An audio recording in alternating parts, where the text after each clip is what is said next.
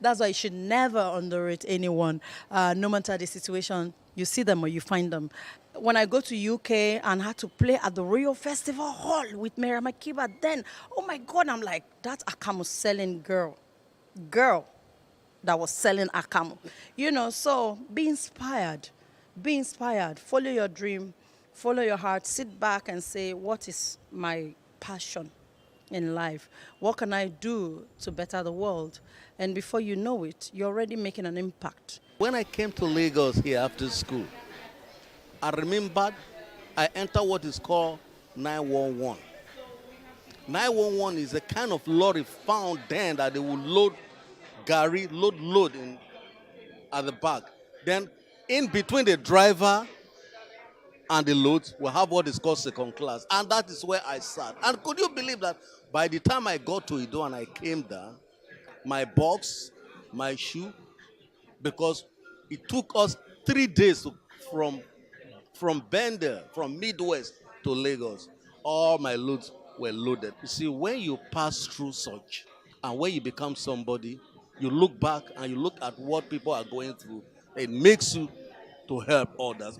When I decided to be an apprentice photographer, we were living in Ibutimeta, and I would trek, from Ibutimeta into Willoughby, from Willoughby into cross the Leventis into Ido Road, past Ido railway station, go across the Kata Bridge, and then into Agbogbon, into Broad Street. And I trekked that for 1 whole year. And then finally, when I got to London, I had to be a cleaner, every morning. Get out of the house by 4:30 to clean till 9 a.m. and then rush off to school. So I've done quite a lot of things like that, and I still continue to do that. And so for me, it is part of one's development. And I didn't see that I was suffering. Occasionally, you want to stop. You have cried many times. I've failed many times, but I've just got up. I get up again. A lot of people, I enjoy goodwill of some people. What's wrong? What's going on? When the film was all over the place, so I couldn't go to the market, and I used to go to the market a lot, to go and buy all these second-hand, all the second-hand outfits, and then there was one day I went to the market with a couple of my friends, and I just realized that I just couldn't buy these things anymore, because they would tease me. The market, the people in the market, the traders would always tease me and said, "So you see, they come buy Bendam boutique, So that made me realize that, so if I become a star, there are a lot of things I won't be able to do, or what? So I went back and I said to myself, is this how I'm going to live my life? I won't be who I want to be. I won't be myself. And I said, no, I won't let that catch up with me. Just be who you are, no matter your craft, no matter how high you think you've become. Still be that same person that the girl next door, still the girl or the boy next door that people can always relate to.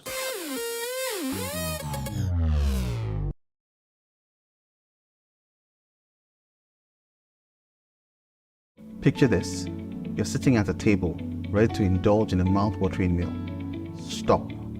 For many of us, it is hard to resist the temptation, especially when it comes to enjoying a juicy beef dish. But have you ever stopped to think about the impact of your food choices on the greater good? Our food choices have a great impact on others. The beef industry is one of the leading contributors to deforestation. As trees are cleared to make way for cattle ranching, it not only disrupts the delicate balance of ecosystems, but also contributes to climate change. We can make a difference with our choices. It does not mean we all have to become vegans overnight. Imagine enjoying fish and poultry a few times a week, indulging in beef just once a month, and filling our plates with plenty of plant-based goodness. Every little bit counts. And even small reductions in our intake can make a huge impact on the climate. By making smarter food choices, we're not only taking care of ourselves, but also the planet we call home. Remember, the choices we make today lead to a better tomorrow.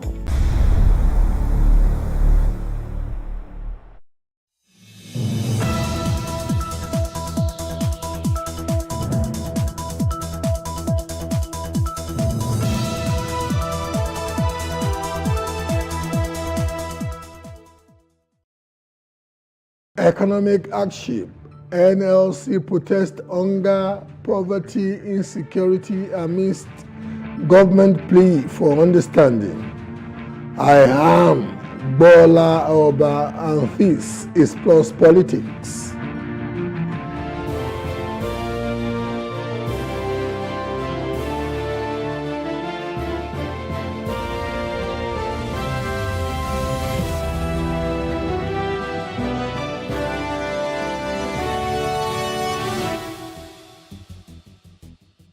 The organized labor under the leadership of Comrade Joe Ajaero on Tuesday made bold its threat to stage a protest over the continued hunger, poverty, and insecurity that have caused serious hardship on the citizenry despite the government's plea to show understanding. The Nigeria Labour Congress, together with other affiliated bodies, started the march in the early hours of Tuesday from the headquarters. This will not forgive us if with the level of hunger in this country, we refuse to protest to tell the government of the world that there's hunger.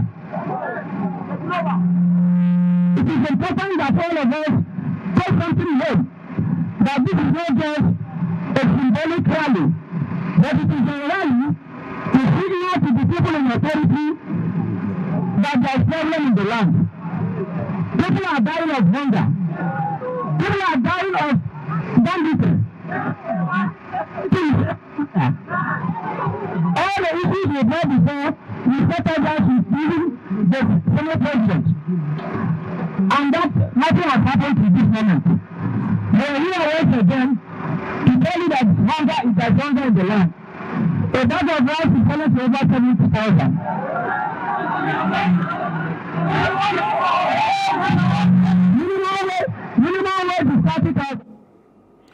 The Labour leader, on behalf of Nigerians, also made some demands, which included the full implementation of the welfare provisions as contained in Chapter 2 of the Constitution as amended by making the provisions justiciable.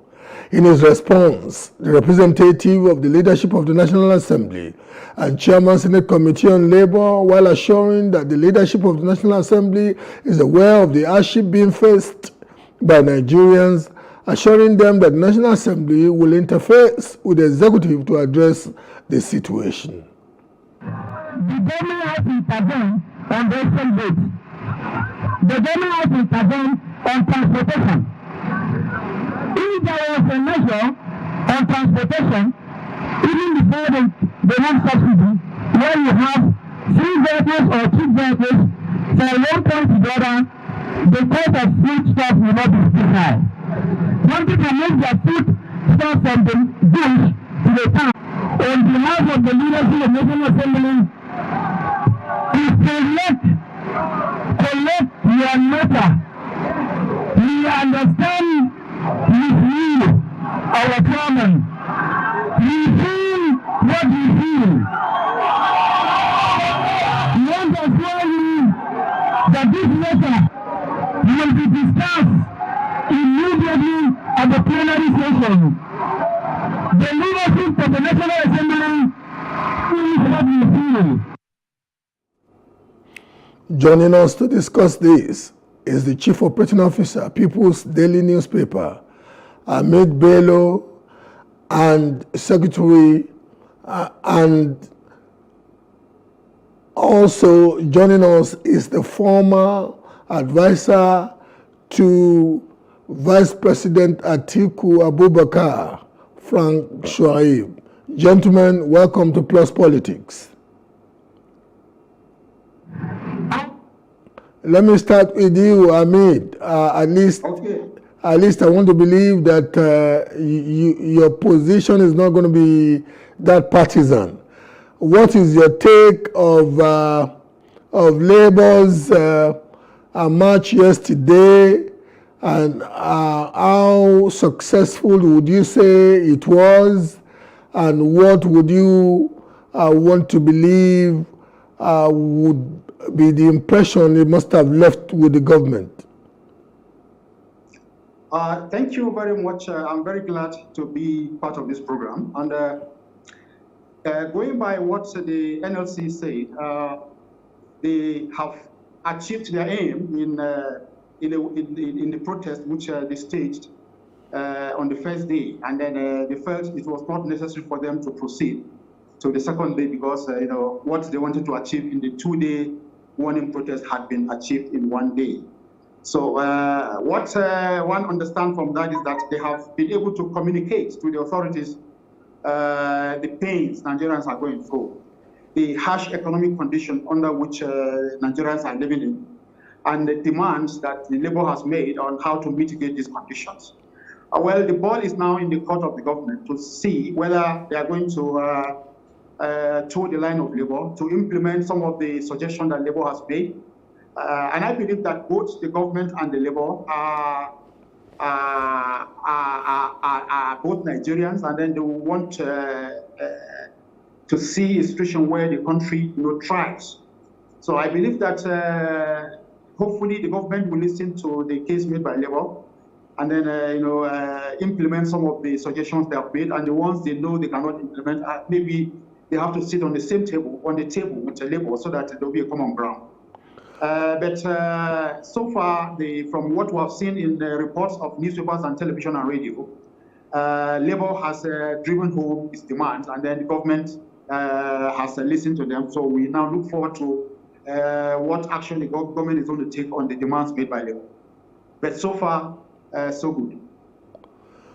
It is almost inevitable to also, I want to know how you people are thinking in your camp. What's your take of not only labor's protestation, but the general circumstance that the country is in now, socioeconomically? Dr. Shuaib. Hello?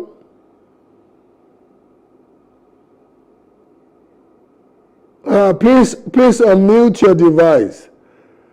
You need to unmute your device. Oh, can you hear me now? Yes, I can hear you now. Thank you. Beautiful. I think it is misplaced and somewhat unprofessional, because if you feel that I'm going to be in a studio on a national TV like yours, on a big platform like yours, to offer a partisan view, then I don't think I have a reason to be in the studio. Because hunger does not understand any language. Hunger does not understand politics. Hunger does not understand partisanship. Hunger is hunger anywhere. A man who is hungry in the PDP is the same as a man who is hungry in the APC. There is no market in Nigeria that is meant for APC members and another one for the PDP members.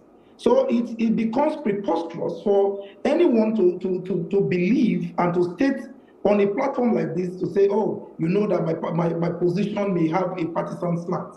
It has nothing to do with partisanship. I am first in Nigeria.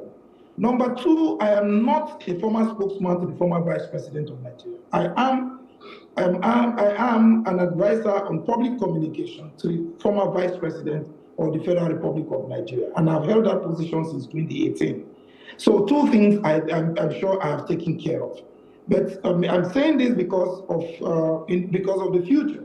You know, if I'm going to be invited to discuss in national malaise, a national problem like hunger and poverty in the land that has attracted labor, the Nigerian Labour Congress, to mobilize Nigerians to go to the street, then we should discuss as Nigerians.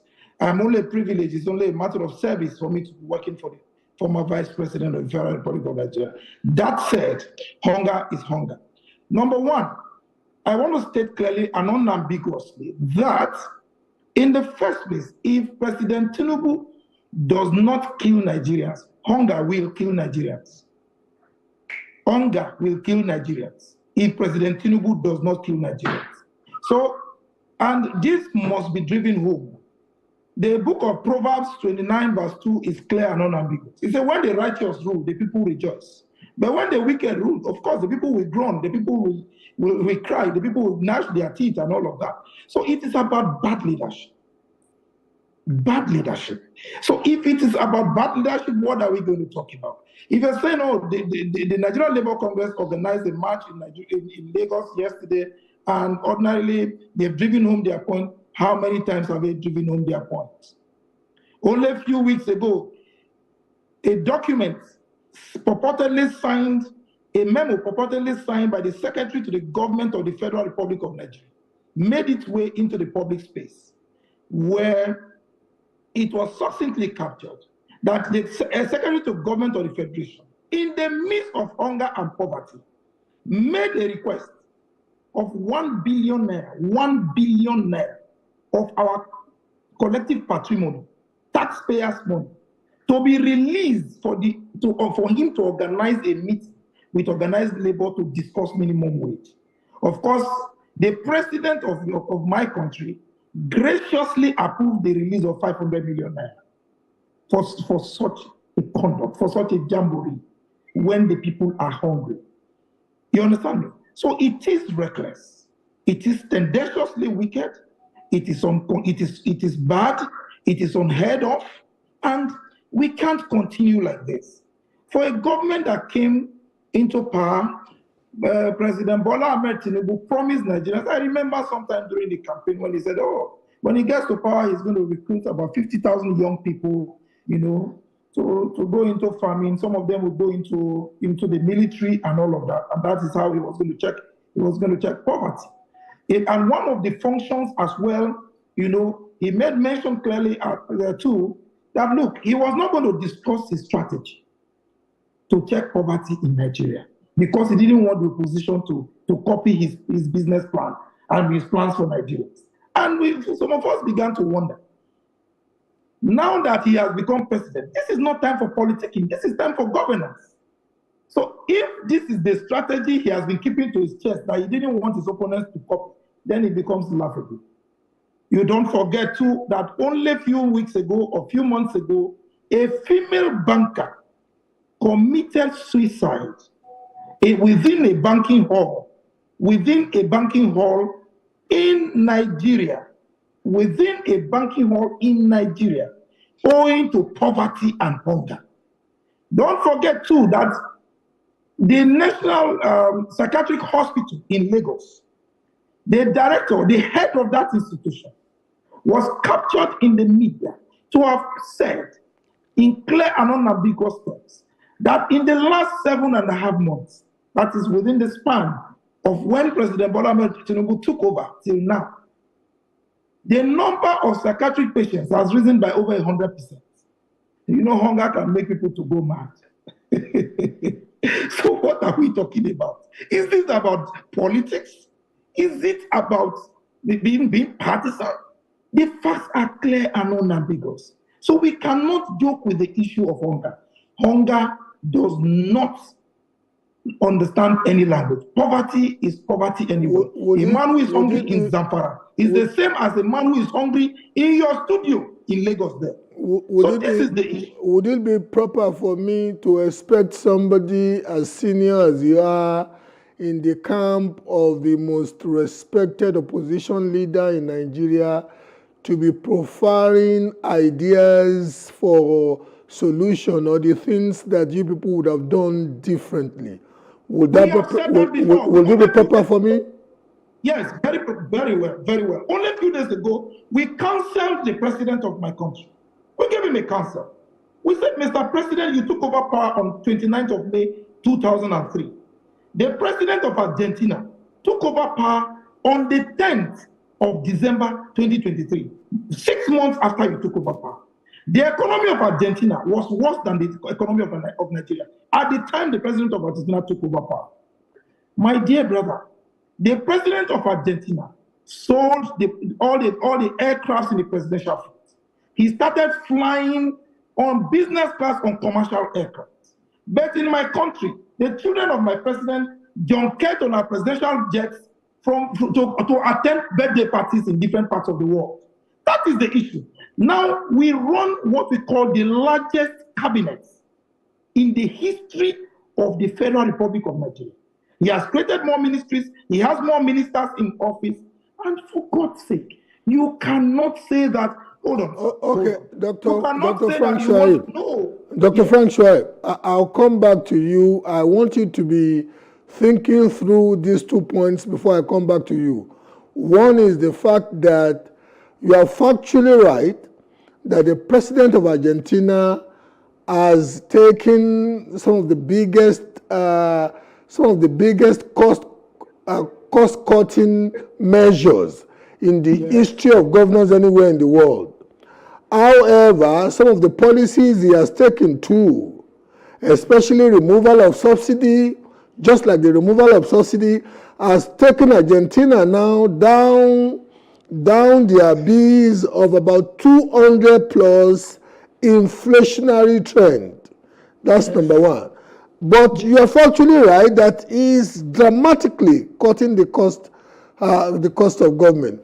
But having said that too, and I want you, this is the second point I want you to be thinking about before I get back to you. The President of the Federal Republic of Nigeria too has taken the courage to at least instruct the setting up of a committee for the implementation of the Oronsoye report that about 3 administrations from the time that your principal was the vice president seemed to have dilly-dallied on. But I'll come back to you on those two. But let me go to Dr. Hamid. In the interim, we also have joining us a functional National Publicity Secretary of Labour Party, Dr. Abayomi Arabambi. Dr. Arabambi, we will bring you into the picture later, but Dr. Ahmed. Yes, please. Are you still there? I'm here. I know Dr. Frank Shoaib was a bit exasperated with the fact that I said I was hoping that naturally his opinion was going to be a bit slanted partisanly. But you are my fellow journalist, and I want to believe without any partisan disposition on, in so much as it's factually right in all the allusions and references is made, I still have to cut the balance with somebody like you.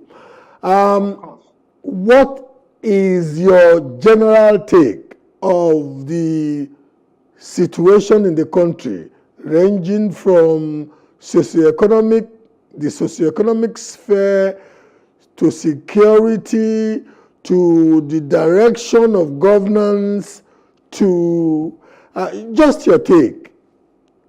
Yeah. To begin with, the government of President Bola Ahmed Tinubu took a major decision economically by removing fuel subsidy, which previous governments tried to do, but they were not able to do.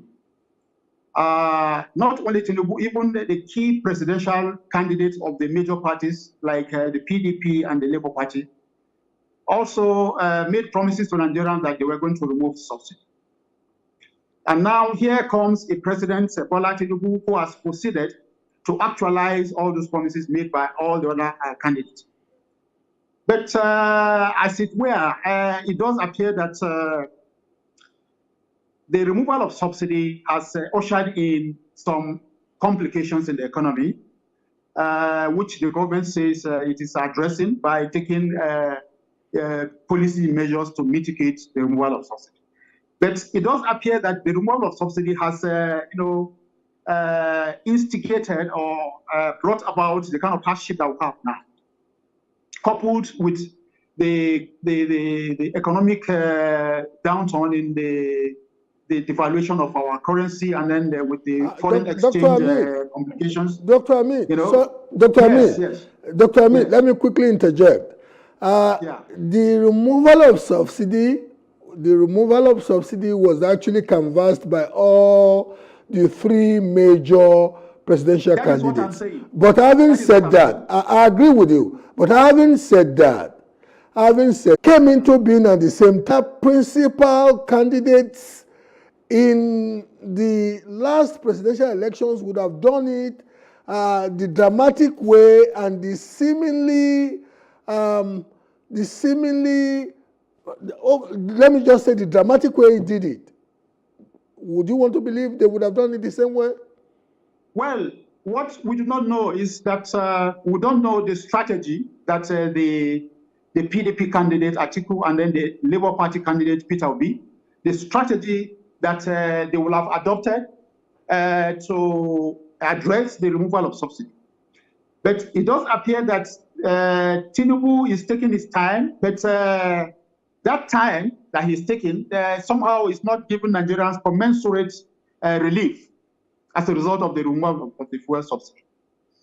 Removal of subsidy. So what people are saying is that, in fact, you under hush tone, people are saying that government is even contemplating bringing back fuel subsidy to mitigate the harsh economic conditions that Nigerians are experiencing currently. But that does not seem to be credible because government has not spoken, on that. So it's as it is, subsidy is gone for good. Subsidy is gone for good. You think subsidy is gone? We are hoping that Dr. in the Ahmed, coming days, the government... Dr. Ahmed, I'll come back to you, but I want you to be thinking about what the submission you've just made.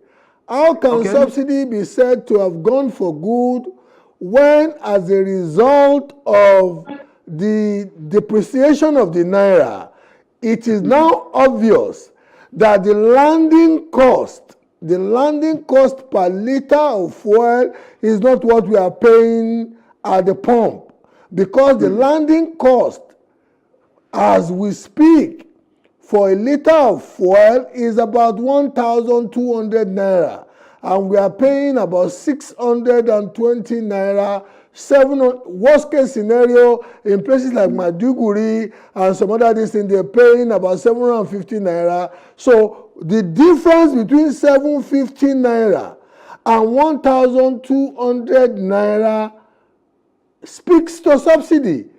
How can you, as enlightened as you are, be telling the public that the subsidy has been removed for good? We are back where we were when this president came in. Be thinking about that. Let me bring in the third gentleman. I'll come to you to give me your retort on that. Okay.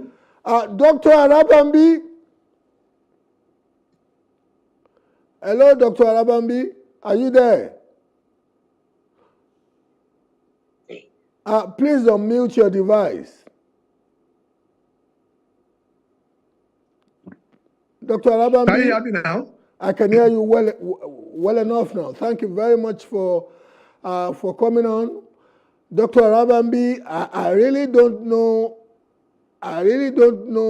if you are competent to speak on behalf of the candidate of the Labour Party in the last presidential elections because of the factional, the seeming condemnation of your faction by the candidate and the people loyal to him in the other faction.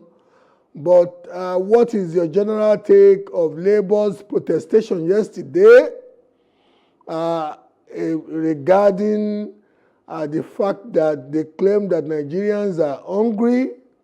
And what is your position on the socioeconomic situation of the country, inclusive of security? Your take, your opening salvo.